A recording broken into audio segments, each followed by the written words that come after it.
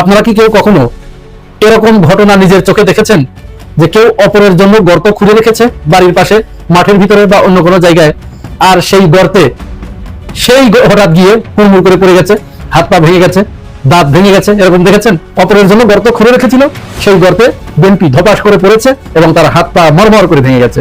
ঘটনাটা কি হয়েছে চলুন আমরা একটু খুলে বলি। বিএনপি ও সালাউদ্দিন আহমেদের সংবিধান প্রজেক্ট অথবা সংবিধান মারানি প্রজেক্ট জয় বাংলা হয়ে গেছে। এটা জামাতের একটা বিরাট বিজয়। এই সালাউদ্দিন আহমেদ গ্রেফতার করেছে, পাপ বাপেরও ছাড়ে না।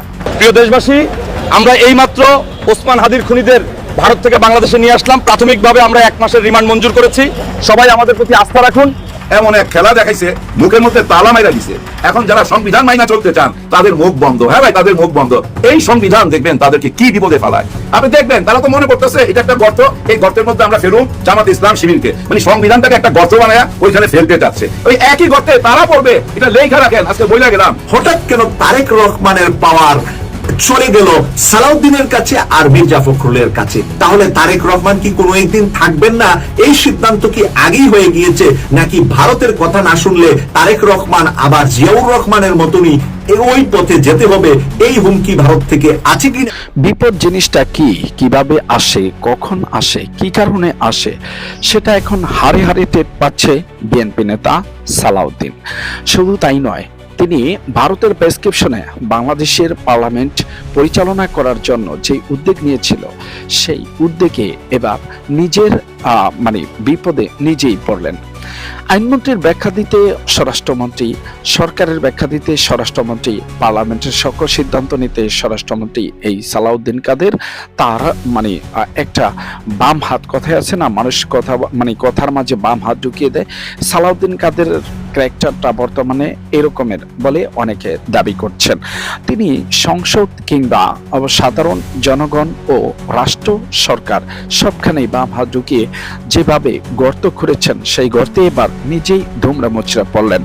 বিএনপির নেতাকর্মী বাদে বিরোধী দলের নেতাকর্মীদেরকে যেভাবে তিনি নাস্তানাবুদ করতে চেয়েছিলেন, ঠিক সেখানে এসে নিজেই এভাবে নাস্তানাবুদ হবে সেটা তিনি কখনো হয়তোবা কল্পনা করতে পারেননি।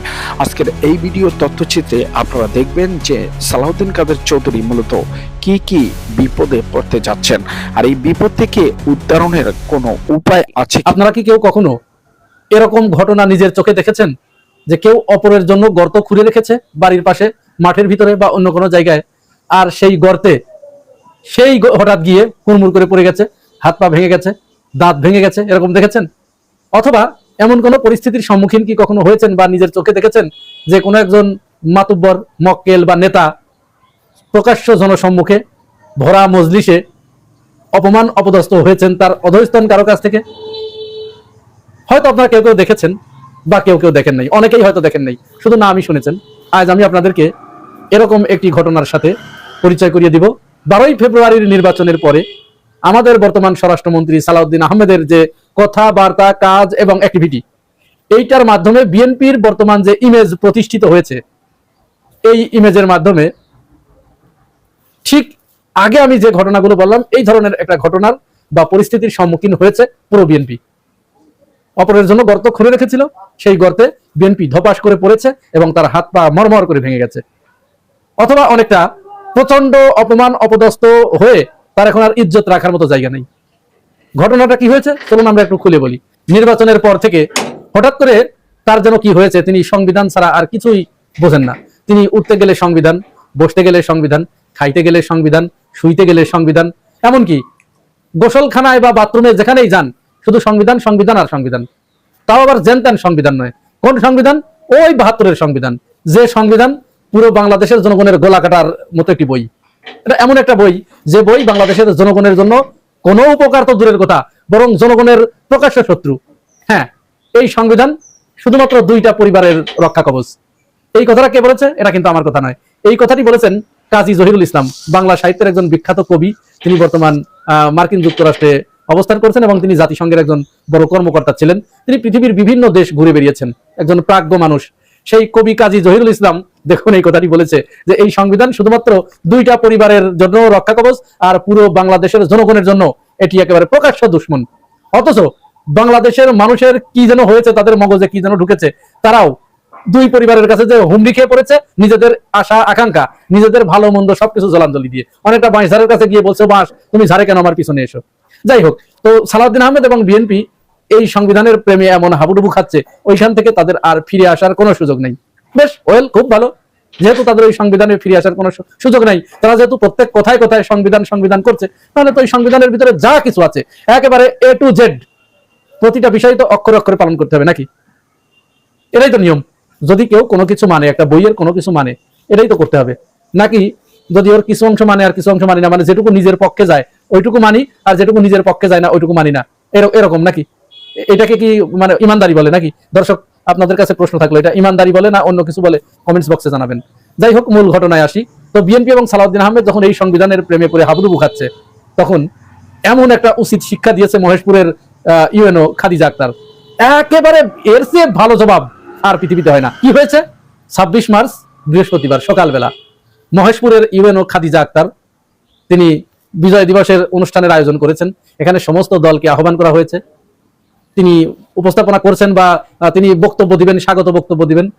এই সময়ে বিএনপির পক্ষ থেকে খাদিজা আক্তারের হাতে কি চিরকুট ধরিয়ে দেওয়া হয়েছে যে জিয়াউর রহমানকে স্বাধীনতার ঘোষক হিসেবে এখানে আপনি উল্লেখ করবেন।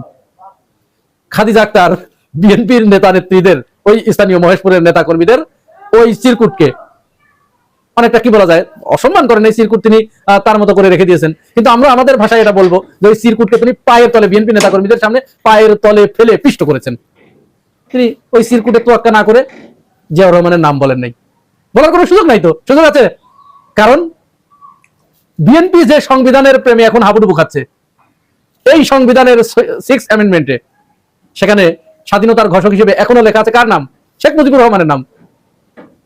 তাহলে এখানে কি জিয়াউর রহমানের নাম বলার কোনো সুযোগ আছে?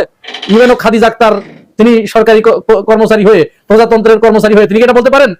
হ্যাঁ, বলতে পারতেন। তিনি যদি বিএনপির আচার আচরণ যদি সেরকম হতো তাহলে তিনি দেখাতে পারতেন। বিএনপির আচার আচরণ তো সেরকম না। যেহেতু বিএনপি এখন প্রচন্ড সংবিধান প্রেমী, তাহলে এখানে খাদিজা আক্তার যদি সংবিধানের বাইরে যায় তাহলে সরকারের সাথে সাংঘর্ষিক হয় না? তিনি কি এটি করতে পারেন? এটি কারণ করা উচিত নয়। এবং শুধু তাই নয়, এই ক্ষেত্রে বাংলাদেশের জনগণের উচিত নয় এটা কোনো মতো অবস্থায়। কারণ সরকার যেখানে সংবিধানের প্রেমে গদগদ হয়ে গেছে, তাহলে আমরা কেন আম পাবলিক ওই সংবিধানের বাইরে যাবো? তিনি তো মামলা টামলা ঠুকে দিতে পারেন। সংবিধান লঙ্ঘনের দায়ে, সংবিধান অবমাননার দায়ে তো মামলা করতে পারেন। তো ইউএনও কে তো মামলা করতে পারতো। যাই হোক, ইউএনও খাদিজা আক্তার তিনি জিয়াউর রহমানের নাম স্বাধীনতার ঘোষক হিসেবে উল্লেখ করেন নাই। আর কোনে যাবার সারি ভাই, একেবারে তেলে বেগুনে জ্বলে উঠেছে ওখানকার বিএনপি নেতা কর্মীরা। মনে হচ্ছে তাদের অন্তরে অন্তরে আগুন লেগে গেছে। কিরকম? তোমার কোন কোন জায়গায় ব্যথা গো বান্ধবী ললিতা।